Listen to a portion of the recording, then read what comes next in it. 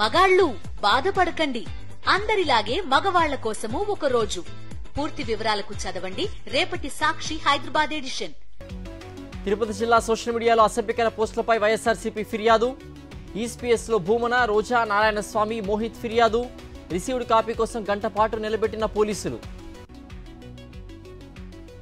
అమాయక social media యాక్టివిస్టులపై అక్రమంగా కేసులు బనాయిస్తున్నారు. ప్రభుత్వం చేతిలో పోలీసులు కీలుబొమ్మలుగా మారారంటూ భూమన ఫైర్. చంద్రబాబు తప్పులు చేసి ఎదుటివారిపై రుద్దుతున్నారు.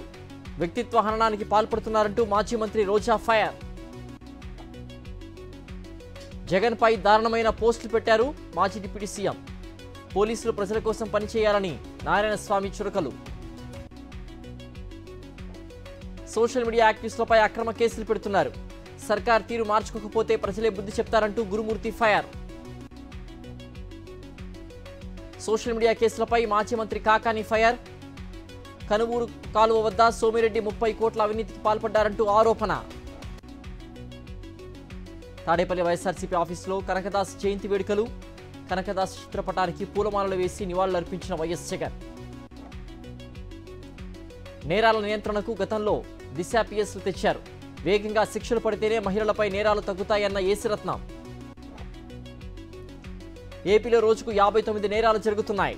దిశ యాప్, దిశ పోలీస్ స్టేషన్లు కొనసాగిస్తున్నారా లేదా? నేరాల నియంత్రణకు ఏదైనా కొత్త వ్యవస్థ తెచ్చారా అంటూ వరద కళ్యాణి ప్రశ్నాస్త్రాలు. ఏపీ మండలిలో టీడీపీ విప్లపై చైర్మన్ మోషన్ రాజు ఆగ్రహం. విప్లు సభను సమన్వయపరచాలి, సమస్య సృష్టిస్తే ఎలా అంటూ అసహనం.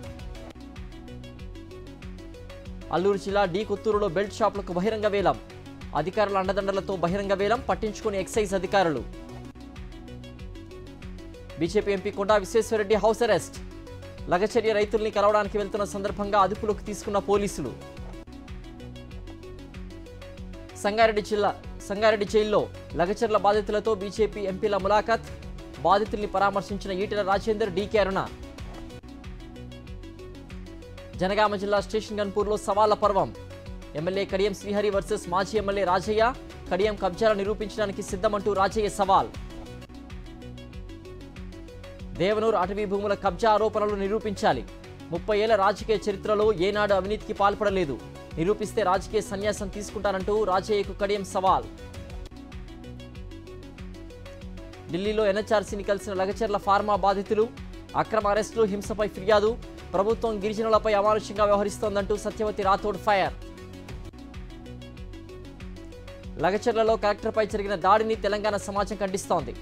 దాడిని కేటీఆర్ రాజకీయం చేయడం సరికాదన్న ప్రభుత్వ విప్ ఆది శ్రీనివాస్.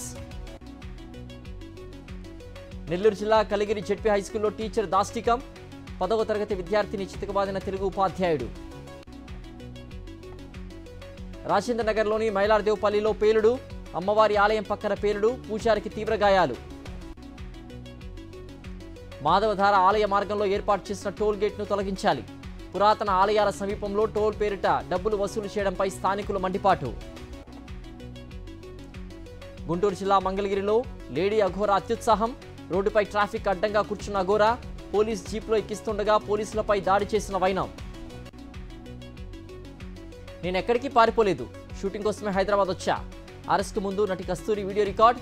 ఎగ్మోర్ పోలీసులకు పూర్తిగా సహకరించా, ఎలాంటి భయం లేదన్న కస్తూరి. యాదాద్రి భువనగిరి జిల్లాలో స్టూడెంట్ సూసైడ్ కలకలం. ఉరి వేసుకుని డిగ్రీ విద్యార్థిని ఆత్మహత్య. నిఖిల్ అనే యువకుడు అసభ్య పదజాలంతో మెసేజ్ పెట్టి వేధించాడని తండ్రి ఫిర్యాదు. ఖమ్మం జిల్లా పెనుబల్లిలో వరుస దొంగతనాలు కలకలం. 2 రోజుల వ్యవధిలో 5 ప్రాంతాల్లో చోరీలు. 256 గ్రాముల బంగారం, 4 లక్షలకు పైగా నగదు చోరీ చేసిన దొంగలు. మణిపూర్లో ఉద్రిక్తతల నేపథ్యంలో భద్రత కట్టుదిట్టం. పలు ప్రాంతాల్లో 144 సెక్షన్ విధించిన పోలీసులు. జో బైడెన్ సర్కార్ కీలక నిర్ణయం. రష్యా భూభాగంలో అమెరికా ఆయుధాలతో దాడికి అనుమతి. గతంలో విధించిన ఆంక్షలను ఎత్తివేసినట్లు సమాచారం. లెబనాన్పై కొనసాగుతున్న ఇజ్రాయెల్ దాడులు. ఘటనలో 11 మంది మృతి, 48 మందికి గాయాలు. మహిళల ఆసియా ఛాంపియన్స్ ట్రోఫీలో ముగిసిన లీగ్ దశ 3-0తో జపాన్పై విజయం. పాయింట్ల పట్టికలో అగ్రస్థానానికి చేరిన భారత్. ఇవాళ హైదరాబాద్ గచ్చిబౌలి స్టేడియంలో ఫిఫా ఫ్రెండ్లీ ఫుట్బాల్ మ్యాచ్. మలేషియాతో తలపడనున్న భారత్. తొలిసారిగా హైదరాబాద్ వేదికగా ఫ్రెండ్లీ టోర్నీ మ్యాచ్. ఆగ్నేయ బంగాళాఖాతంలో ఈ నెల 23న అల్పపీడనం ఏర్పడే ఛాన్స్. ఏపీలోని రాయలసీమ, దక్షిణ కోస్తాల వర్షాలు పడనున్నాయన్న వాతావరణ శాఖ.